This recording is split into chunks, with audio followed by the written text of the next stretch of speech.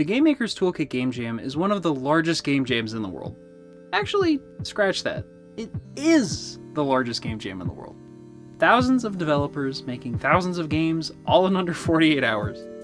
And standing next, I guess remotely sitting next to some of the best indie devs in the world was a group of 3 idiots. Myself and my 2 friends, Jesse and Ian. We weren't here to try to turn any heads or make an award-winning game or anything like that. We were just happy to join in for a good time. None of us are primarily programmers, but we've all worked on games in some aspect in the past.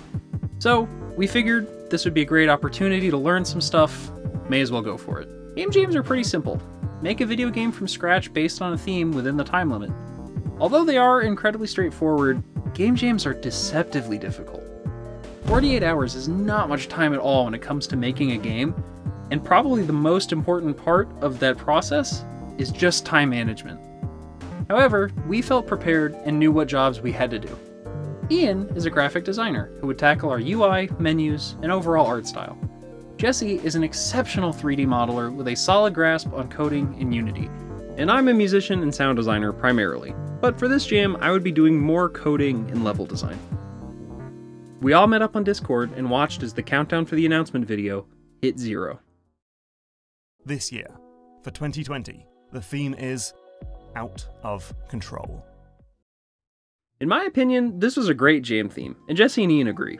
We started brainstorming all the possibilities for Out of Control, thinking about if we wanted to go with something literal, using the control key, missing an important genre mechanic.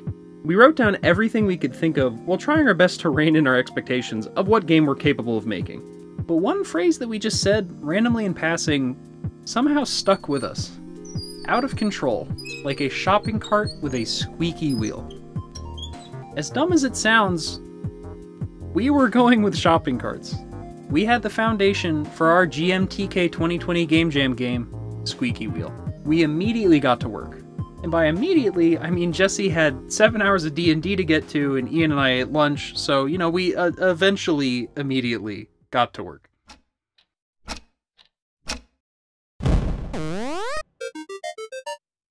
Squeaky Wheel would be a physics-based collect-a-thon thing. Grab the groceries you need from the store in time while avoiding the other customers with their out-of-control carts. Comically simple, but no mechanic too small wouldn't be a challenge for us. Crucial to the game would be the player's movement, so that's where I started working. It was a fairly quick and painless task to get basic movement controls in the game. Since our game would be physics-based, I went with a method of adding force to the player rather than the standard Unity player controller. I had done a controller like this for a game previously, so it was fairly easy to implement. From there, it was really simple to add a dash ability. But our shopper was a little too wobbly and kind of kept falling over a little bit, so I had to freeze its Z-axis rotation to prevent it from falling over. I also realized that I accidentally gave the player the ability to fly by jumping infinitely, so I had to patch that up too. The movement was good enough for the time being, so I added some primitive AI who could kind of worm around the level a little bit. Speaking of the level, I went ahead and made a basic test zone along with the placeholder groceries for the player to pick up. But rather than looking like groceries, they look more like Nightmare Advil. 1, 0, liftoff. We have a liftoff. At this point, Jesse had come back and made a wonderful little shopping cart in 3ds Max. Mwah! That thing is beautiful. We threw it into the game and it created a ballet of shopping cart chaos. That was pretty much what we got done in the first day. The next day, we were up and working bright and early, aka 3 p.m. The day started with implementing a menu. A very ugly menu, which only looked like that for a second, thankfully, before we added the fruit of Ian's day one labor, an excellent UI. He also made the desktop icon for the game, which also looks great. We all chipped in on getting a big portion of the game working, the scoring and level system. Basically, the game is made of 5 levels. You can advance to the next one when you collect enough groceries by making your way to the exit, marked by this chunky-ass arrow. The level exit might have infinitely spawned itself at first, but we eventually got that fixed. It only took a couple total crashes and freezes, not too big a deal, you know. Like, what I'm really looking forward to is just getting fucking blindsided as you try to come out of an aisle. Yeah, getting Carmageddon. Over here, weeble wobbling. A really important aspect of our game would be chaos. We wanted the player to feel totally out of control in every way imaginable. And so part of that is we really wanted ragdolls flying all around the store. We wanted them to get blasted every which way, shooting out over the aisles looking like dolphins breaching out of the ocean. Just madness. So, Jesse and I set out to make some goofs. I went ahead and got to my bread and butter, audio. I started with all the sound effects for the game. I recorded a bunch of different odd objects lying around my house, including a dog gate, many snacks, toy instruments, and even screams. I typically use Fmod for working with game audio, and it really comes in handy for managing large collections of sounds. Which is really good, because I ended up using over 150 samples for sound effects. The way the sound effects in Fmod work is by storing them in something called banks. Scripts get triggered by an event in-game, like two objects colliding, and tell Fmod to choose a sound at random from a specific bank. For example, picking up an item sounds like handling groceries. To make things more interesting, I set up Fmod so it will slightly randomize the volume and pitch of each sample. And some sounds don't happen every time they're called if they're a little too over the top. Jesse modeled a handsome little man to hold the shopping cart for us, and I really wish him the best of luck. He's an adorable, very good boy, but he is so blissfully unaware of the hell he's about to go through. You poor bastard.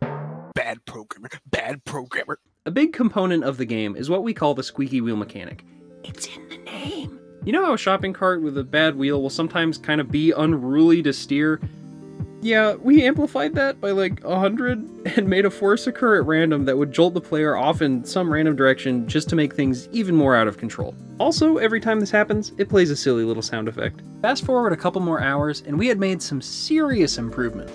Grocery models in-game and even rotating, polished UI in a consistent font, the gray box design for our levels, sound effects working in-game, and bugs fixed with the score system. Somebody say something. Something. Great. We took a step back to see how we were doing it. Oh wow, look at this sexy little Trello board. I wonder who made that. It was around 11 p.m. at this point, and the submission deadline was 14 hours away. Thankfully, we're all cave goblins, and we were totally fine with staying up all night to finish this thing. The final crunch had begun.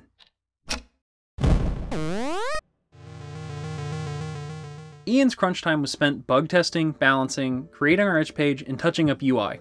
For Jesse, things sadly became a headache.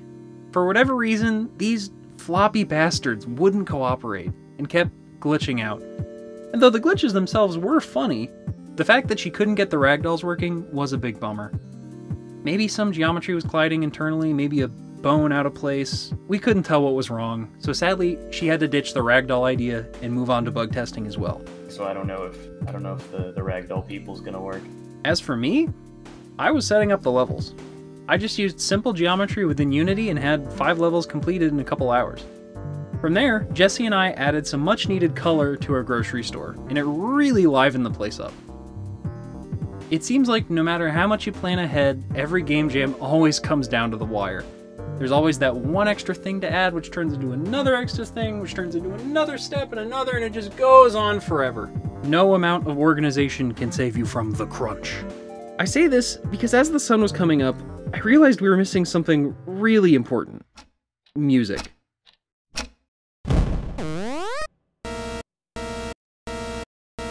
With not much time left at all and even less energy left in all of us, I set about making a couple tracks for the game. As a musician, it's kind of a point of pride for me to have good music in my games, so even though I was deliriously tired, I had to come up with something. Thankfully, some decent ideas came to me quickly despite how delirious I was, and within 2 hours I had started and totally implemented some Latin-style tracks. A calm bossa nova type thing for the menu, and a much more hectic to match the gameplay samba type thing for the game.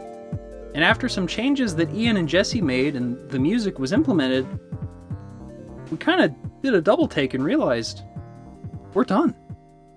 At the mockingly bright and sunny hour of 11 a.m., our team of 3 dreary-eyed devs sent Squeaky Wheel to join the thousands of other submissions for the GMTK 2020 Game Jam. So, after all that, here's Squeaky Wheel.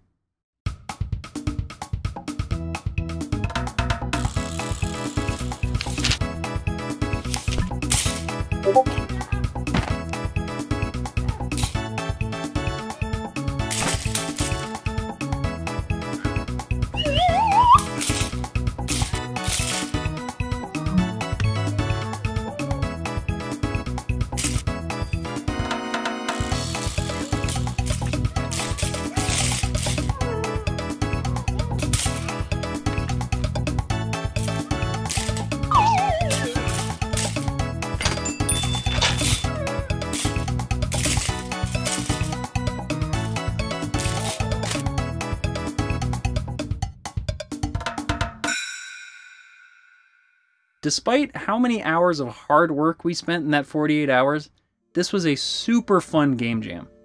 Jesse and Ian were incredible teammates. I really couldn't have asked to do this with anyone better. They helped keep my spirits up through the hardest of times during those 2 days. In case you're wondering, we did not win any awards for our game. We weren't mentioned in Game Maker's Toolkit's official video going over games or anything like that, but we weren't planning on that. This was all for fun, and it was a great experience. Knowing thousands of incredibly talented game developers around the world are working alongside you is an awesome feeling, and I really can't wait for the next big game jam. I always like to try and learn something from every game jam I participate in, and this jam had plenty of things I could have done better. For specifics, the gameplay loop didn't turn out as we intended. We originally planned on having a kind of order system where something in the UI tells you what grocery to grab next that are located in specific spots around the store, but time constraints changed that to the item spawns in a random area mechanic that we ended up with. Obviously, I wish we were able to get NPC ragdolls working, and I also wanted to make it so that items you grab show up in your cart. There are quite a few bugs with the audio and other tweaks to make the game sound better I wanted to get to, and also that one chord at the end of the song is laid on way too thick. It would have been nice to make everything look, well, nicer, maybe with shaders or post-processing, just to get our game out of the shadowless void that it's in. Some of the code is really janky, but even now, not too long after this jam, I can already tell how I would do some of those things better. And a really big thing is I wished it felt better to control. If levels were laid out more like skate parks, honestly, with more inclines and jumps, better momentum on the character, and overall treated it more like a racing game, it would have been fun even to just run around in.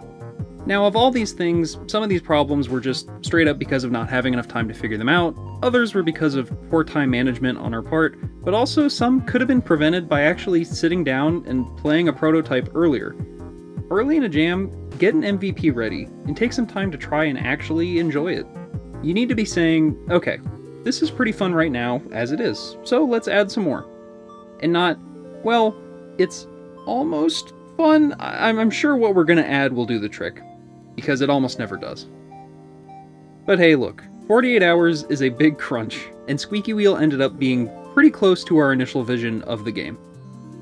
Besides, game jams aren't meant for making good games. They're meant for learning and practicing how to make better games more efficiently. Thank you so much for watching this devlog. It means a lot to Ian, Jesse, and I that you like the game enough to get this far in the video. I originally wasn't gonna make this whole devlog because motivation has been tough to hold on to in the past year, but I recently got a lot of attention out of nowhere on my Mountain Clamor Game Jam devlog, which has honestly been really inspiring. I've gotten so many nice comments and quite a few new subscribers, so even though it's like, 7 or 8 months after the GMTK Game Jam, here we are. If you could leave a like, maybe subscribe or comment, it does a lot for algorithms and other, back-end BS, and it means a lot to me to see people invested in my creative endeavors. Anyway, thanks again. Hopefully you'll stick around for more. I already have another Game Jam devlog in the works, by the way. And if you want to play Squeaky Wheel, it's available on itch, link in the description. All right. What are you still doing here? The grocery store is closed. Go on, get out of here.